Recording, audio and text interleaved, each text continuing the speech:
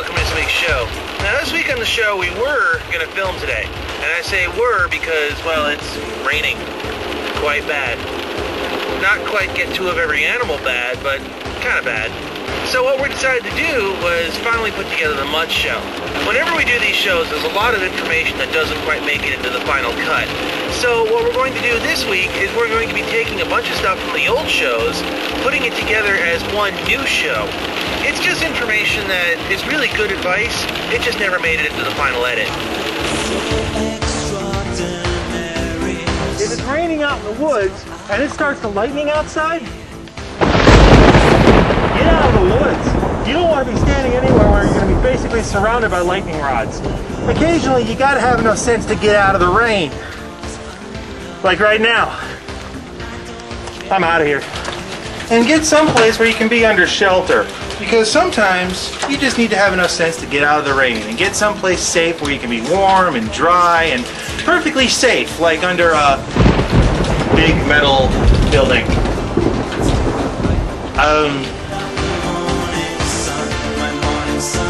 While we're on the subject of range, however, let's talk about another myth. I saw this on the internet, so it absolutely must be true, right? Somebody on one of the forums said that a longer barrel has more range than a shorter barrel. Let me think about this. Let's test it first. Now, during the last series of tests, we used the same exact setup, and we managed to shoot a paintball at about 100 to 125 feet out on the range over here. So what were to happen if you were to take a long barrel and make it just a little bit shorter? Oh, this thing is just gonna boom, I know it.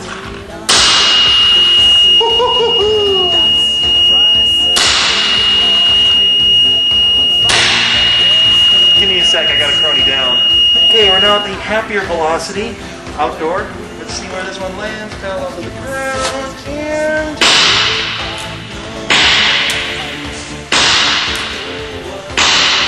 oh wow, I'm so surprised. About 120 feet.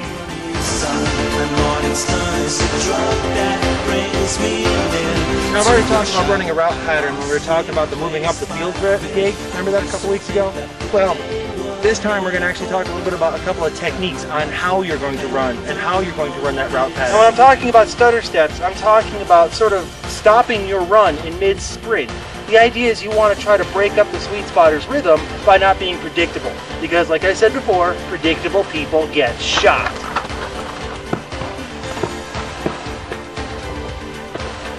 Because when you're running from one place to another on the field, you can actually see the balls flying at you.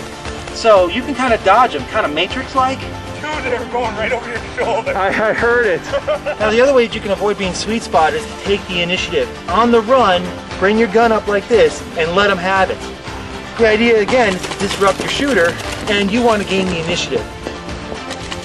Now of course the other thing that you can do is if you're trying to make it into a bunker and you know that you're being sweet spotted on your way in, aggressive sliding. When you're on your way into the bunker, do a Superman, get into a baseball slide, do anything you can to get under the stream of balls. Once you have your shakedown test done, the next thing you want to do is prepare to actually play in the woods. Now if you're wearing one of the new style pants with a drawstring cord on the bottom, you might want to tuck your cords in. They get caught on things like branches and twigs and stuff like that. I find it easier just to tuck it in the shoe. Another thing you want to do is you want to check anything that's extraneous on your body. That includes things like squeegees on a leg holster, anything that's hanging off your jacket or your shirt or anything like that. You want to be mindful of that. Now when you're walking around in the woods and stalking like this, you're going to have your hands kind of free. One hand has your paintball gun, as you well know. But your other hand is free to move around. You don't have to hold the gun like you see in every war film. What I do when I'm walking around is I use my free hand to support myself on large objects like trees. This does two things. It kind of steadies me, so in case I have to actually freeze in a strange position, I can hold this forever. The other advantage is that, well, I'm big and clumsy and sometimes I fall and big trees help. But one thing to remember, always remember the rules of the day. I mean, today they told us in order to win the game we had to ring the bell in the other flag station. Okay. We win. Oh, come on, dude. You didn't say I had to be right there to ring it. I rang the bell from here. There's just no making people happy these days.